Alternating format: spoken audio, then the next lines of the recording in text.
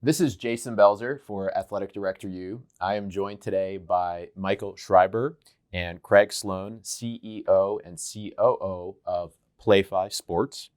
And we are in Las Vegas to discuss a very, very tumultuous period in college athletics. Playfly was born during the COVID era, really, of college athletics. And it's never easy to start an organization and a successful company, much less one when there's a lot of chaos that's going on.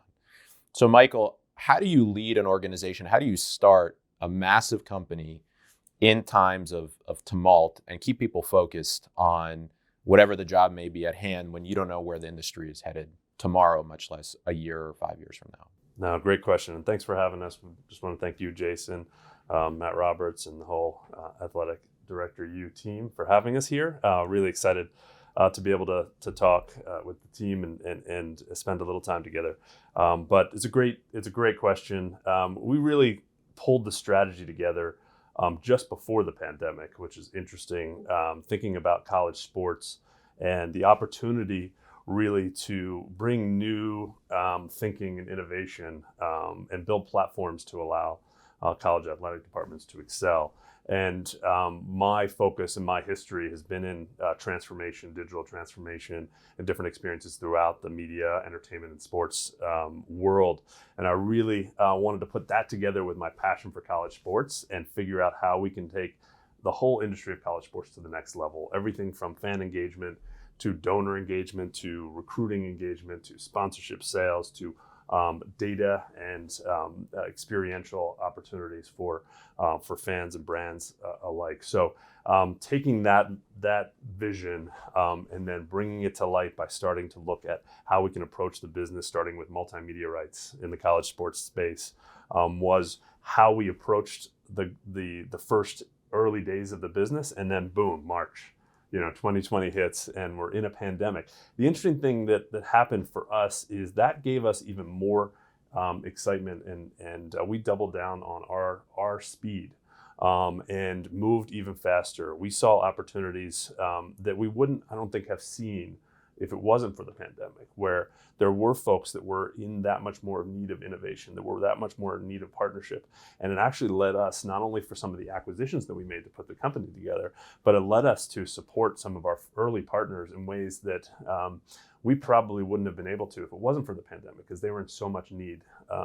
So when we put the companies together and really launched last year, early last year, mid last year, we had this opportunity to, invest in all of our partners right away when they needed it. They were all having budget issues. They were all trying to figure out how they were going to get through this period of time. And we were their new partner.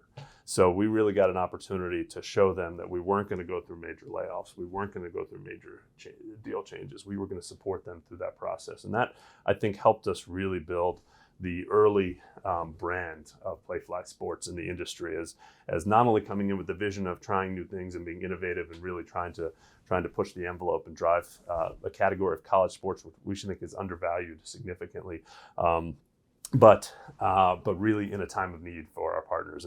And our whole business is really built off of our partners.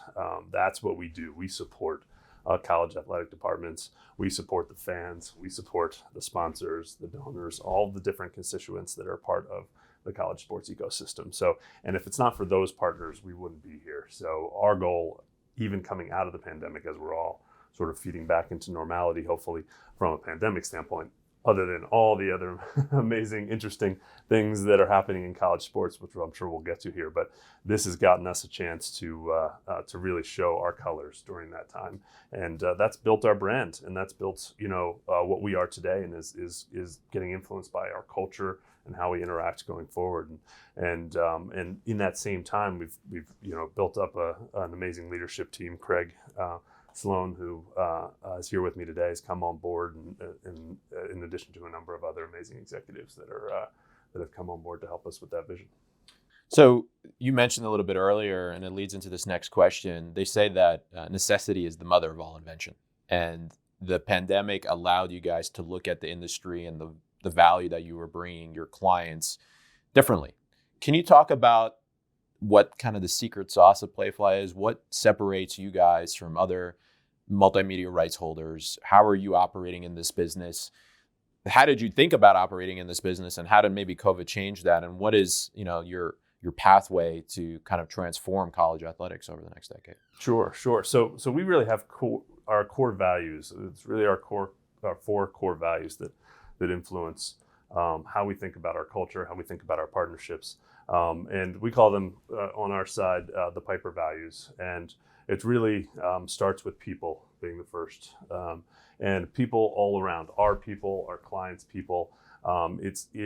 To run a business like this, you need to make sure you have great relationships, great people working with the same goal in mind, and with integrity, thinking about diversity, all the elements that we think come into bringing a great organization together with a partner. And that is always people oriented. So people first in our values.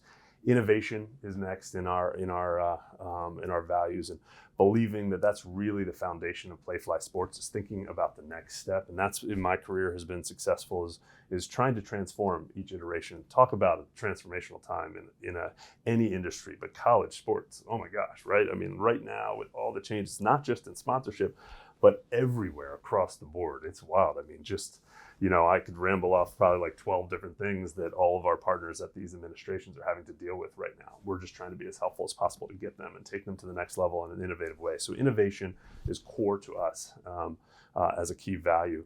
And then partnership is the third element. Again, I mentioned this when I was talking about the impetus of our business, but we are nothing without our partners. It is all about us partnering up. We are a model that is all about partnership. And if we aren't supporting each and every one of our partners, it doesn't actually move us ahead. And so we are, we are 100% reliant on partnership, teamwork, and working together with each one of our clients, whether it's college athletic department or some of our other businesses and in some other sports arenas. But for us, that's key. And then the R is the last category, and that's results. Not only for our company, obviously we want to have results, but we're producing results for our partners. So again, going back to that, it's people, innovation, partnership, and results, and those Piper values really drive us to think about how we can be successful as a company and how we can differentiate ourselves from our competitors by focusing on those values, and how we can drive results for all of our partners. So if we stick to those values, and as we have been since our early days, we'll be successful, and hopefully our partners will at the same time. I don't know, Craig, if you have anything else to add to that. But no, I mean, we are a revenue engine for our partners, and at the end of the day, we have a scorecard every single month, every single season, every single school year, and our goals are clear and pretty concise with our partners. The ideas of expanding these relationships is the next component, I think, that we find a lot of energy from, of just thinking about what we can do to help, because there are a lot of needs at the administrative levels of these universities and athletic departments, and we get excited about the potential of expanding our capabilities into their businesses. So from that perspective, it's been a pretty natural and organic way for us to approach our relationships with our partners. So you even said it, R stands for results, but in this business, R stands for revenue. And revenue generation is the bread and butter of MMR. Can you talk about what that model looks like for Playfly, both from a localized level as well as a national level? I mean, you look at multimedia rights right now in the sports industry and the amount of money that's being poured into it. And it seems like a lot of people would say it's pretty easy to sell sponsorship and marketing rights for colleges, universities, and in the professional space. Is that right? And what's the model look like for you guys? Easy. I don't know if I'd say easy. I would say interesting and fun. I think one component that is critical to understand is the business of Playfly goes beyond the college space. So what that allows us to have is a tremendous amount of scale, whether that is from our shared services groups, around our insights, and first class people that only think 24/7 about fandom and understanding passion points and how to activate those passion points, or whether it's our creative services groups and the things that we can do to help bring activations to light. Those things are critical to our overall success for our partners. You add in the scale that we have across a sales organization that goes beyond the local school properties, and you start to have a set of discussions now that seems very natural and organic and not forced. So the easy part, I think, comes from we just have a very inquisitive group that are focused on our partners, focused on results, and those things are starting to come and bubble up in a very natural and, again, an organic way. We get excited, though, when we start to think about all the things that are still left for adding sophistication into this space. and what a sales organization that has some sophistication in other parts of our business can add to that equation, it should be a very good recipe for success as we keep moving forward. We knew that this year would be a late breaking marketplace because everyone wanted to understand, were there going to be fans in stadiums? That was going to be a big driver about what the results would look like. Now we know what it's going to look like, and we're operating in more of a normalized format. That full cycle that is coming up right after the holiday break here is going to be a very interesting and fun and compelling one for our brand marketers to have discussions with us about the capability sets that go, again, well beyond just a traditional, straightforward buying signage and or some media from a partner, but can think about it from ways that we think are going to be more interesting and compelling as it goes forward. Yeah, and I would just add to that, the ability that we have from a scale perspective leads us to not only be hyper-targeted on a local basis for a lot of our partners in each of their markets specifically, but then take that to a regional level because we have so many partners at a regional level across the U.S., and then take it to a national level where we have actually sales forces that sit in all the major markets. Actually, our largest office for Playfly Sports is in New York City. So we are sitting there at the micro center of all the agencies and advertising ecosystem. So we're able to actually harness that scale and bring it to each of our partners, right? Whether you're a school like LSU or a school like Villanova or a school in California like USC, we're able to aggregate not only the local environment and be able to be successful in that local market, but we're able to actually access our partners and advertisers on a regional level or on a national level. And that scale really allows us to tackle new opportunities and bring every dollar that's percolating or new opportunities that are driving wherever they are and bring them into the college sports ecosystem. And again, going back to believing that college sports is undervalued and Playfly Sports is here to create and elevate that value. The model that we've built and really that Craig has built and leads for us, in addition to a number of our other executives, is the ability to go all the way from hyper local all the way to the major national advertisers and tell the story of college sports. And we've been able to do that in month after month, quarter after quarter. It's really showing, and we've had some of the biggest deals in the industry in certain categories that, just to give one brief example, sports betting.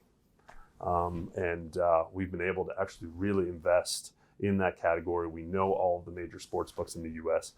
When there's comfort at one of our schools or one of our partners, we've been able to elevate and really push some of the largest deals.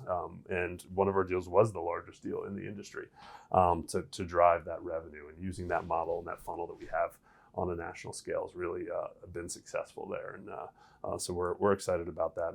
And we not always only do multimedia rights. We also run TV and digital media. We support the Big Ten network. We support the Pac-10, the Pac-12 network. We support a number of other elements in college sports in addition to multimedia rights. So let's dive deeper on that and talk about return on investment, not just for your university and league clients, but for the actual brands and partners that you're bringing in. Sponsorship is a two-way conversation. And it's no longer that you just slap a banner in a stadium and hope that you're going to get some sort of return on investment. It has to go deeper. So what are you guys seeing from a trend standpoint, but also what are you guys doing to lead that effort to ensure that your partners are really having a conversation with the fans that are coming to these games? Sure, yeah, and I'll give an example, and then Craig, I'll hand it off to Craig as the leader of those organizations for us at Playfly Sports. But just at a high level, there's two sides of the coin when it comes to a sponsorship. There's first is developing the strategy for attacking and prospecting leads, and that comes with using our Playfly Insights department, comes with using our experts that are on the ground, whether it's local, regional, or national. It comes with thinking through categories that are growing and changing, whether it's crypto or sports betting or even categories like CBD that are emerging. So, and thinking about how to attack some of those categories, and then thinking about what the property is and understanding, is it a premium sponsorship? Is it a rotating sponsorship? What are we actually talking about the asset that we're selling, and making sure we're prepared to be able to go to market is using data, using insights, using all of those elements to be able to prepare to go to market. And then once you go to market, to be able to present the advertisers with something that's more than a static sign, using the data, whether it's from our schools or from our own databases, to be able to actually create two-way conversations and interaction. So when you see a sign, there's an action you can take, a call to action, those elements really drive value not only for our sponsors, but ultimately for all of our partners, because our sponsors are going to spend more money to have two-way conversations with the brands, which then flows back to all of the great athletic departments that we work with. But that's at a high level the way we look at it from both sides, both activating a sponsorship, but also prospecting and figuring out how to find the right sponsor for the right opportunity. But I don't know if you have. Yeah, no, look, I think there are two critical components that brands are seeking today and lack maybe more than they ever have before. One is affinity, and the other is scale. And so from a perspective of what the business is built off of, we have some of the best IP in the entire marketplace, whether it's pro, college, or whatever level. So from that perspective, we start our discussions regarding, that thought process of, we know that we've got passion points regarding the IP, we've got passion points regarding the actual activations around the events and all that we can do for them.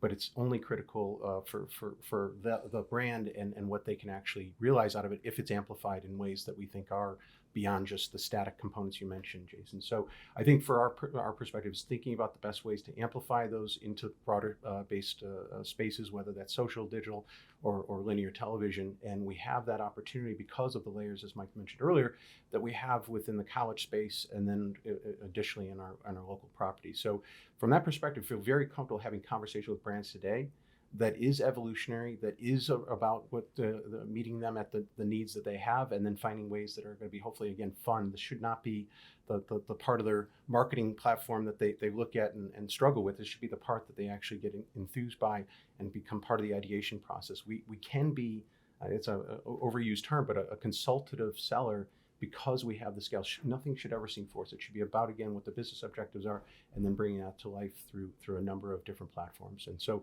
from that perspective, again, today, we already feel that we're there. We just look forward to the opportunity to add additional components as we keep moving forward. And also building all of that on top of tech, right? Our view is that we should have platforms and services that can support, can ingest the data, can develop the inventory, can manage the inventory on a platform basis, can actually create buying tools for advertisers. So at the end of the day, being a tech-infused sales process is something that we really believe is important for us. And that's again, staying forward. Not only do we have amazing salespeople in their relationships, but having the platforms built to support all of that is super important. And you take, whether it's, the inventory management or buying platforms, but even further than that, and looking at things like a branded content and having a branded content platform, the ability to activate creative for our clients, custom creative is something, again, that we just need to make sure we can service all those different levels. So that's something that's really important to us, and we've been executing on as a business to try to stay innovative in this space. Very nice. So last question, the quote-unquote 800-pound gorilla in the room when it comes to MMR, name, image, and likeness. And a lot of people in this industry, including the administrators that are watching this, believe that for every dollar that goes to the student athletes is a dollar that's being taken away from the universities. Do you think that's right? And is there really an opportunity to engage in what's a wild west of marketing opportunities, but also a blank canvas? I mean, what's that balance, and what's the role of a company like Playfly in name, image, and likeness? Sure. Yeah, I'll take a first crack and then hand off to Craig here. But again, part of the thesis of Playfly Sports is that college sports is undervalued, and we have this huge opportunity in front of us as an industry, and us supporting the industry. One key leg of that stool is the fact that the athletes can drive value into college sports, right? So we actually have created, if you take away the question of where the money should sit for a second, we've actually created a whole new avenue, a whole new boulevard into college sports, where brands can take their money and take their interactions and drive it into the business of college sports. That's huge for the business, in my opinion, right? That is a good thing. That's going to elevate everything. So when you think about it as a college administrator, we are actually finding a whole new leg to a stool that we never had before in terms of that avenue. When I think about it, I think about, these hundreds or maybe even thousands of new brands that have come in to the marketplace just since July 1st of this year, of 2021. And it's really interesting to see that and having the opportunity now for our teams to say, oh, you know what? let's go look at that list. Let's start calling. As I talked about how we prospect and think about our business, we have this new list of advertisers that have never spent in college sports before. So the cool thing about that is it creates a whole new category of opportunity to then call and say, oh, brand X, let's talk to you about a bigger play in college sports. What if we did this and elevate? And not only that, but we can use the college athlete that you already signed up as part of the creative to expand. So my belief is that it's rising all boats with the tide, and we're going to drive more and more money into the ecosystem from an advertising and sponsorship perspective by having the athletes participate. And I think we're just going to end up with more money in the ecosystem in the long term. There's going to be a conflict here and there. There always was in the history of college sports, so that's not going to change. We're going to find some advertisers deciding to move their money from here to there. It's going to happen, right? No question it's going to happen, and there's going to be some article that's going to be written and saying, is this the end of college sports sponsorship? It is absolutely not, but that article will be written, and but our belief is that all the tides are going to rise here, and it's going to be great for the business of college sports, and that's, again, what we care about is our partners being successful. There's a whole nother level around the donor side of the business and how those donors turn from donations to sponsors. That's a whole nother interesting category as well that, again, is an evolution that is still feeding dollars into college sports. And actually, not only that, it's creating a new avenue for dollars into college sports. So we look to support through some of our partners in the space to try to figure out, all right, how to get them connected to the right partners in that space so they can actually professionalize that ability to turn donors who really want to stimulate more activity for their schools, but do it in a way that's a marketing or sponsorship basis. And that's what we're experts at. So to me, it's really an exciting time for us as a business and for the industry, just to try to figure out how to get more support to the whole ecosystem. And ultimately, all boats are going to rise. I don't know if you have Yeah, I just to expound upon a couple things. I think one is we very early, as Mike alluded to, thought we could protect and really fight against, or we could lean into. And I think we clearly, as Mike is saying, chose to lean into it. If you look at it just, again, at the very basis of a brand or a marketer perspective, it is a better opportunity if you have something that goes from static to something that's got more life to it. So just by the very nature of bringing athletes into the equation, these brand partnerships, it should rise all boats. So from our perspective, we'd rather offer it and start to talk about brands, about ways to bring this to life and potentially bring in some really interesting student athletes. And not always, again, football, basketball, or men's sports in general, but the broader based perspective of, of the passion points that people have regarding these other programs, women's programs, other programs that we think have a lot of value but have been underexposed to date. So from that perspective alone, you're starting to expand, as Mike said, more brands coming in, but also then more sports that are actually sharing the spotlight at any given point, because the passion point is hardly just in one particular sport when you have an affinity towards your school and your university. So from that perspective, we're very bullish on it. I do think there are going to be some awkward discussions that are going to come up at certain points, but in general, I think you're looking at a better operation or a better offering for the marketers and the brands out there, and from that perspective, they win. And then I think ultimately, again, at the end of the day too, the consumer wins. It's going to be fun to see more of these activations come to life with innovation and with different ways to go about doing it, rather than, again, we'll keep going back to it, but a static component is something that we think is a little bit antiquated in today's environment. And just to give you one example, we put our effort where our mouth is. So July 1st, 2021, when it became go time for NIL, day one, we grabbed a national advertiser. Again, part of our ability to use our funnel, we grabbed a national advertiser. We put it together with an athlete, an advertiser that doesn't traditionally spend in college sports. Again, rising boats. Right? Put it together with an athlete, wide receiver for the Arkansas Razorbacks, Trey Knox, and his dog, Blue. Because it was a PetSmart advertisement, and put them together on day one to be able to show how bullish we are about this opportunity to bring new dollars into college sports. So that was just sort of one step in a long process that I think we're all going to be here in terms of creating more value for college sports.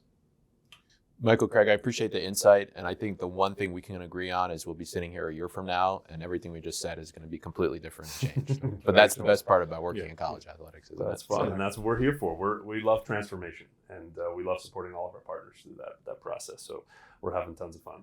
Awesome. Well, thank you for joining Athletic Director U today. Awesome. Thanks for having us. This was fun. Yeah. All right.